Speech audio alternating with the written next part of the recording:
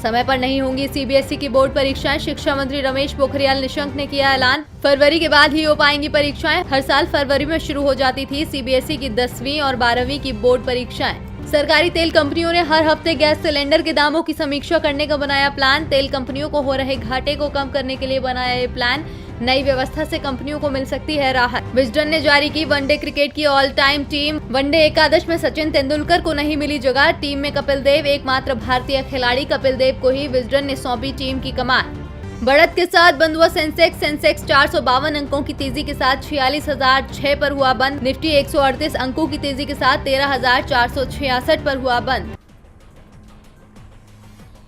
अन्नदाताओं के आंदोलन का आज 27वां दिन था। दिल्ली में बढ़ती सर्दी के बीच अन्नदाताओं के हौसले कम नहीं हुए हैं। आज भी 11 अन्नदाता उपवास पर रहे। उनकी मांग साफ है कि सरकार कृषि कानून पूरी तरह से वापस ले। अन्नदाता बातचीत को तैयार है, लेकिन इसी शर्त पर कि पहले कानून रद्द हो। 8 दिसंबर को अन्नदाताओं के संगठनों के साथ केंद्रीय गृह मंत्री अमित शाह की बैठक हुई थी। इसके बाद से सरकार और अन्नदाताओं के बीच कोई बैठक नहीं हुई है। लेकिन कल सोमवार को केंद्रीय कृषि मंत्री नरेंद्र तोमर ने कहा कि सरकार अन्नदाताओं से फिर बात करने को तैयार है। अन्नदाता अपना प्रस्ताव तैयार कर लें और बैठक का दिन भी तय कर लें। लेकिन अन्नदाताओं ने सरकार के इस प्रस्ताव को खारिज कर दिया है। राकेश टिकैत ने कहा कि सरकार की ओर से हमें अब तक कोई भी प्रस्ताव नहीं दिया गया।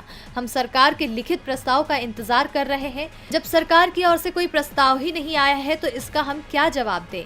अन्नदाता सरकार से पहले भी बातचीत को तैयार था और आज भी है, लेकिन पहले सरकार लिखित में प्रस्ताव भेजे। केंद्र सरकार केवल बातचीत का दिखावा कर रही है। वह हमें अपनी बातों में फंसाकर वापस भेजना चाहती है। लेकिन अन्नदाताओं ने पूरा मन बना लिया है कि इस बार वो सरकार के मनमाने रुख के आगे झुकने वाले नहीं हैं। इस बीच अन्नदाताओं ने दिल्ली को गाजियाबाद से जोड़ने वाले NH9 को भी पूरी तरह से बंद कर दिया है। एक ओर अन्नदाताओं का आंदोलन तेज होता जा रहा है तो दूसरी ओर सरकार की मुश्किलें भी बढ़ती जा रही है।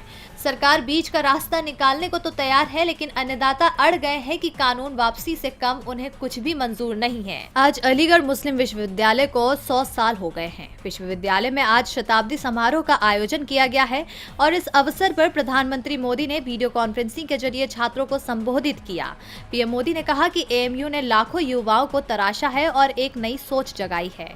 स्वास्थ्य मुसीबत के दौर में AMU ने समाज की मदद की। मुफ्त टेस्ट करवाए गए, प्लाज्मा बैंक बनवाया और PM केयर्स फंड में बड़ी राशि का योगदान भी दिया। पिछले दिनों केंद्र सरकार के नागरिकता कानूनों को लेकर AMU में हुए विरोध पर पीएम मोदी ने कहा कि इस कानून को लेकर आप सभी लोग निश्चिंत रहे। सबका साथ, सबका विकास और सबका विश्वास ही सबसे बड़ा मंत्र है। उन्होंने कहा कि जो देश का है वो हर देशवासी है। पीएम मोदी ने आत्मनिर्भर भारत को लेकर भी कहा कि समाज में वैचारिक मतभेद होते हैं, लेकिन जब बात राष्ट्र के लक्ष्य के प्रति की हो तो सभी मतभेद को किनारे रख देना चाहिए। देश में कोई किसी भी जाति या मजहब का हो, उसे देश को आत्मनिर्भर बनाने की ओर योगदान देना चाहिए। AMU से ऐसे कई लोग निकले हैं जिन्होंने अपने विचारों से हटकर देश के लिए लड़ाई लड़ी। इसी के साथ ही पीएम मोदी ने कहा कि सियासत सिर्फ समाज का एक हिस्सा है, लेकिन सियासत सत्ता से अलग देश का समाज होता है। ऐसे में देश के समाज को बढ़ाने के लिए हमें काम करते रहना चाहिए। आपको बता दें कि 5 दशक में ये पहली बार है जब देश के प्रधानमंत्री ने AMU के कार्यक्रम में शिरकत की हो।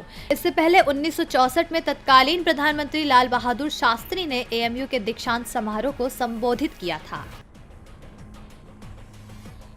नया कृषि कानून लाकर मोदी सरकार सोच रही थी कि किसान इसे चुपचाप अपना लेंगे, लेकिन उसे क्या मालूम था कि ये कानून किसानों को सड़कों पर ला देगा और विपक्ष को आक्रामक बना देगा। इस वक्त मोदी सरकार की मनमानी को लेकर राजधानी के बॉर्डर पर प्रदर्शन हो रहा है। दिल्ली से उठा शोर पूरे देश में सुनाई दे रहा है और इस सुर में अब सभी विपक्षी पार्टियां अपना सुर मिलाने लगी हैं। बिहार की मुख्य विपक्षी पार्टी RJD ने तो सड़कों पर उतरने का ऐलान तक कर दिया। तेजस्वी यादव ने कहा कि पार्टी मकर संक्रांति के बाद पूरे राज्य में एक साथ बड़ा आंदोलन करेगी। ये आंदोलन जिलावार किया जाएगा, जिसके लिए हमें अभी से तैयार होना है। हमें कृषि सुधार कानून को समझना होगा, क्योंकि जब हम ही इस कानून को नहीं समझेंगे तब लोगों को क्या समझाएंगे। MSP क्या है, कानून में कौन कौन सी ऐसी बातें हैं जो किसानों को नुकसान पहुंचा रही हैं, उसे पढ़ना होगा और आम जनता को बताना होगा। इतना ही नहीं, तेजस्वी ने तो अगले साल फिर विधानसभा चुनाव होने की भविष्यवाणी कर दी। उन्होंने कहा कि 2021 में भी विधानसभा का चुनाव हो सकता है, जिसके लिए हमें तैयार रहना होगा। और अभी से ही वैसे लोगों को चिन्हित करके कार्रवाई करनी होगी जिन्होंने इस चुनाव में भीतरघात किया है। हमें तैयार होने की जरूरत है क्योंकि पता नहीं कब क्या हो जाए। अब तेजस्वी तो फिर चुनाव की संभावना जता रहे हैं, लेकिन ये तो आने वाला वक्त ही बताएगा कि बिहार की सियासत में क्या होगा।